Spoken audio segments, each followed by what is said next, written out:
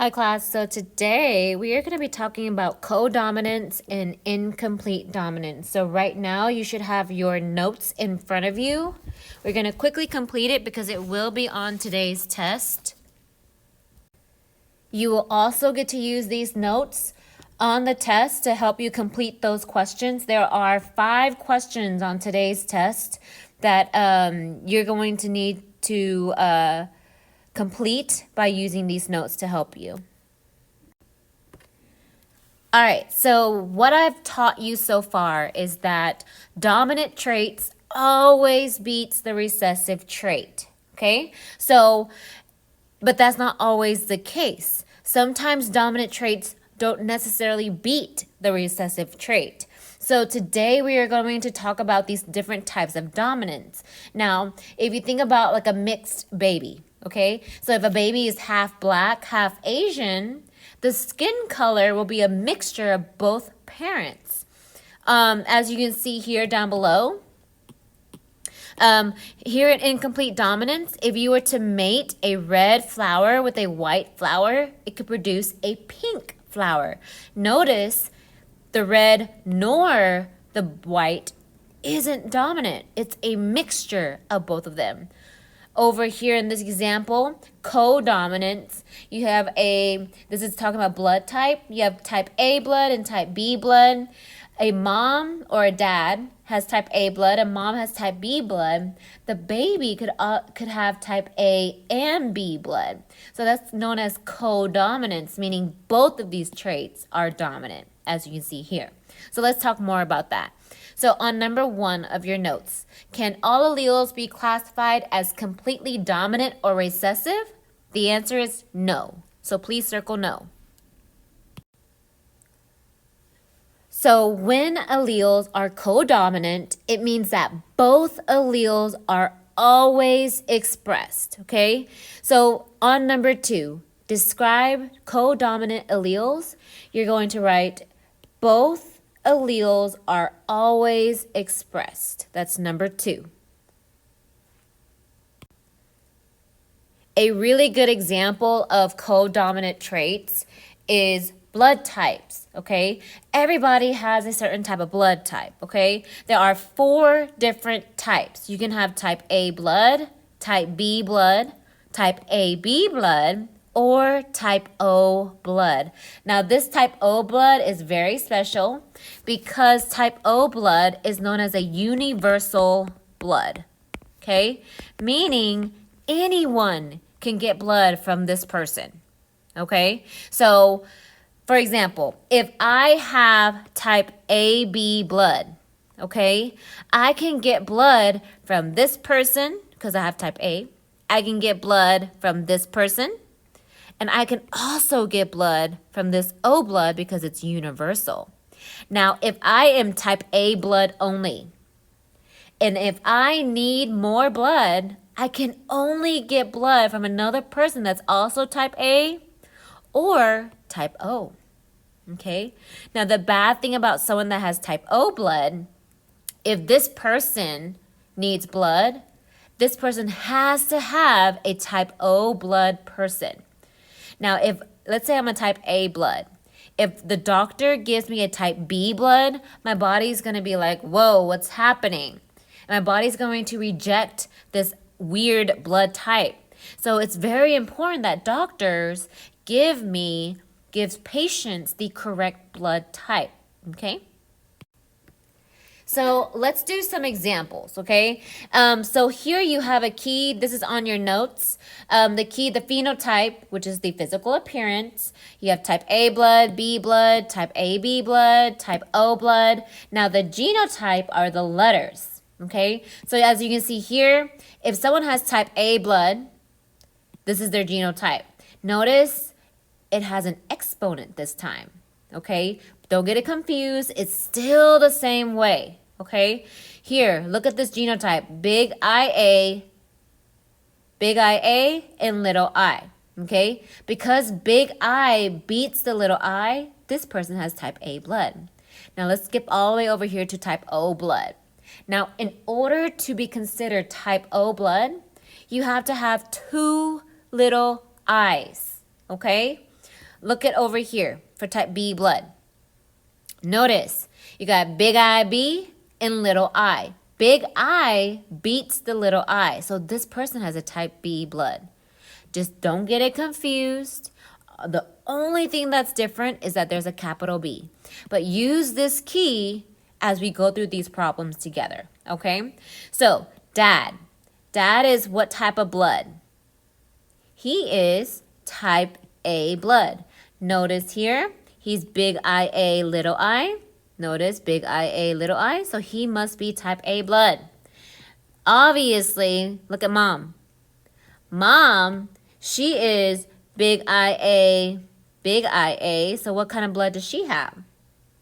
She has also type A blood. All right, let's move on.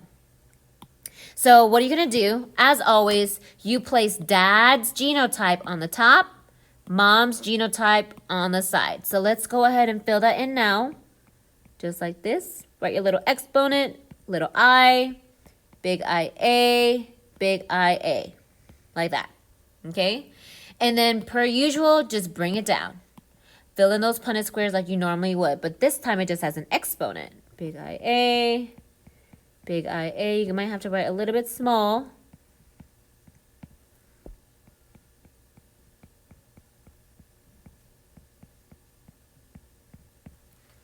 So this is what your Punnett square should look like. Now, in this Punnett square, the question's asking what percent of the offspring have a type A blood? So if you look at all of these boxes, how many babies have a type A blood? All of them do, 100%. So type A blood and type A blood. Because look at the key. Here's the key. So all the babies have type A blood. Now let's do the next example. Here's Dad. He's big IA, little I, right there. Here's Mom, big IB, little I. Now if you look at Mom's genotype, she's a B blood. She has type B blood. Because remember, big I beats the little I. So Mom is a type B blood. Now you fill it in. Now when you fill in this box right here, the A goes first, just like in the alphabet.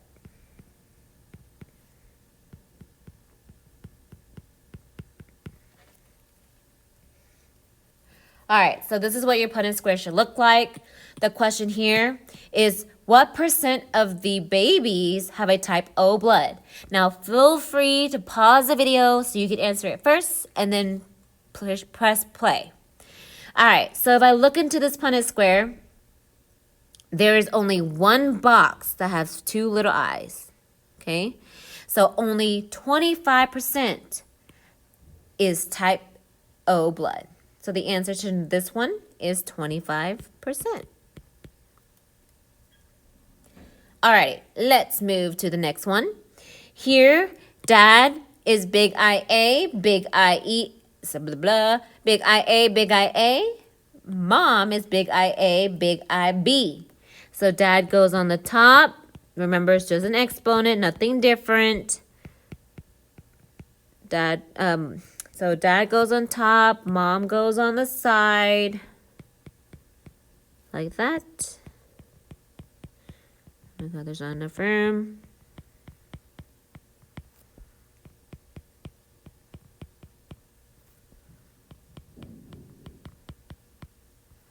Okay, so this is the Punnett square. Question, what percent of the babies have a type B blood? So let's look here. This box is type A blood. This type A, type AB. It's codominant. Type AB blood, type AB blood. So 0. None of the babies have a type B blood. None of the Punnett squares has this or this in it. Now let's do the last one together. Okay. So Dad is big IA, little I. Mom is big IB, big IB. Like that. And then fill in your Punnett square. Let's see if I can fit it all in there.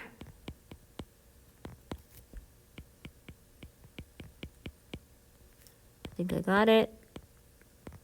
Okay. Question. What percent of the offspring have type AB blood? So let's see here. Let me highlight for you. You got one box here, type AB blood.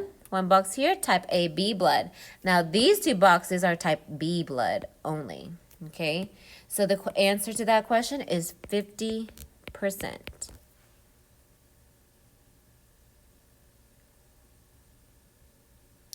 All right. So here are some more examples that I've already filled in for you. Look at the Punnett squares. Be able to know how to read them. And then you can see there are questions below that I've already answered and see if you are able to get the same answer and why that is the correct answer. When you are ready, we'll move on to the next part of your notes, numbers 3 through 5. All right, so we are done talking about codominance. Let's talk about incomplete dominance. So incomplete dominance occurs when a combination of alleles produces an intermediate trait. So on number 3, describe incomplete dominance. Occurs when a combination of alleles produces an intermediate trait.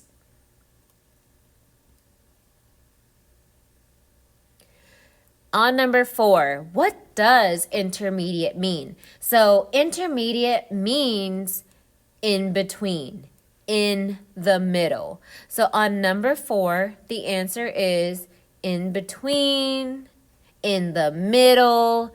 That's what intermediate trait is. For example, you have a red flower, mates with a white flower, produces a trait that's in the middle between the mom and the dad.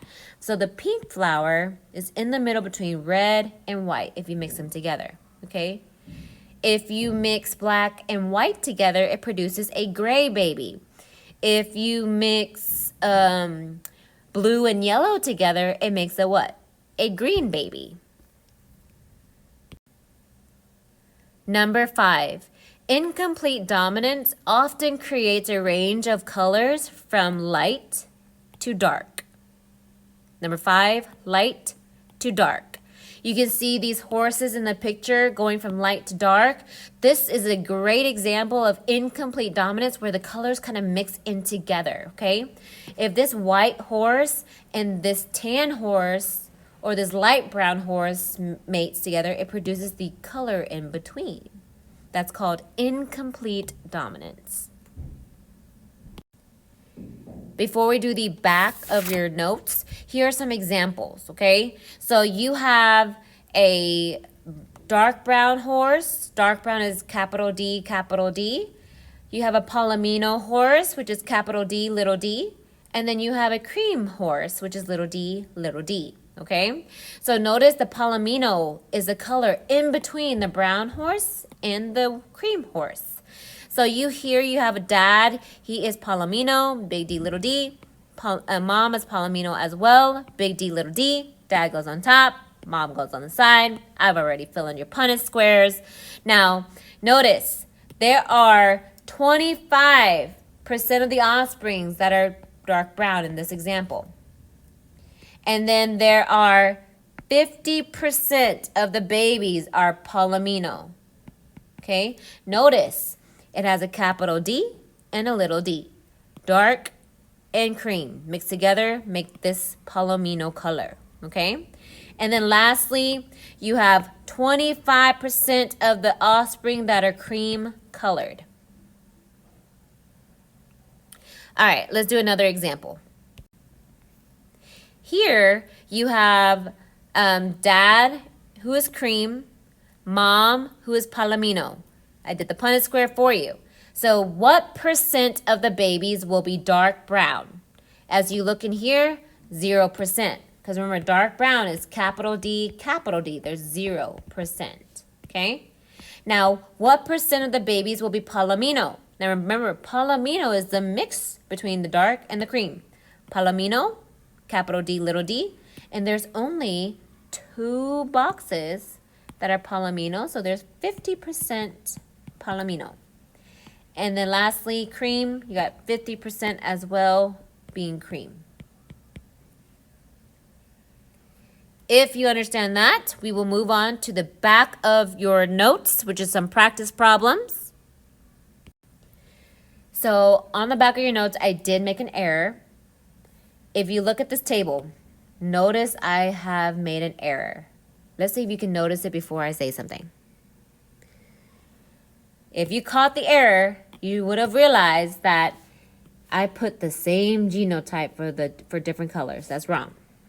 This should be little r, little r. So please fix that on your notes or it will be confusing. All right, let's do number 1 together. Number 1, a species of flowers exhibits incomplete dominance between the allele for red flowers and the allele for white flowers. If a plant homozygous for red flowers, so dad, he's red, is crossed with a plant that is homozygous for white, mom is white, what percent of the offspring will be pink? So dad, he is red. So that's big R, big R. Right here, he's red, so big R, big R. Mom, she's white. White is little r, little r. Fill in your Punnett square like normal. Okay. Now, what percent of the babies will be pink? Now, pink is big R, little r. Notice in the Punnett square, all of them are pink. So the answer is 100%. Okay, let's do number 2. A species of flowers exhibits incomplete dominance between the allele for red flowers and the allele for white flowers.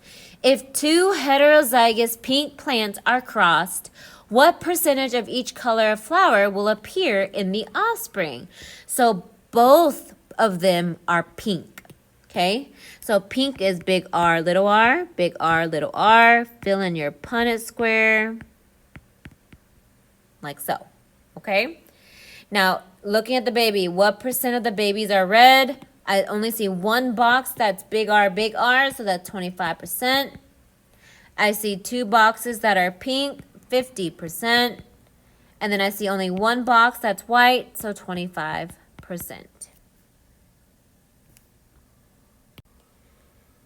Now, for the last 4 questions at the bottom, try to do it on your own first. So please pause the video. I'm just going to go straight through these 4 problems, and then you can see whether or not you got them right as well. Okay, so let me move it up and kind of zoom in a little bit.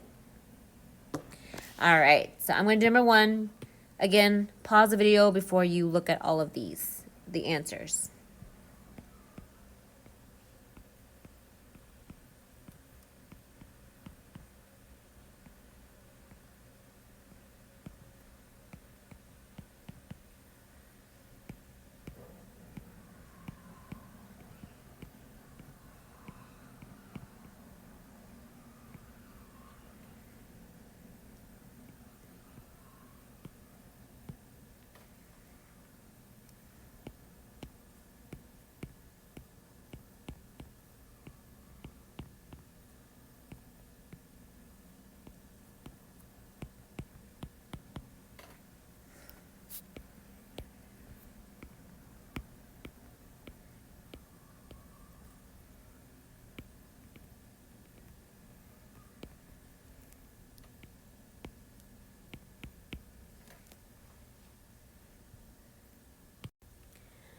All right, so once you are done, you may leave this out. You may not sit shoulder to shoulder to a partner, okay? You need to have your own space. Now, when you are done, please go to the sub, and the sub will hand you your test, okay? Remain quiet. When you are done with your test, please turn in your test packet and the Scantron bubbled to your sub. I hope you have a great weekend. Have a great day. Bye-bye.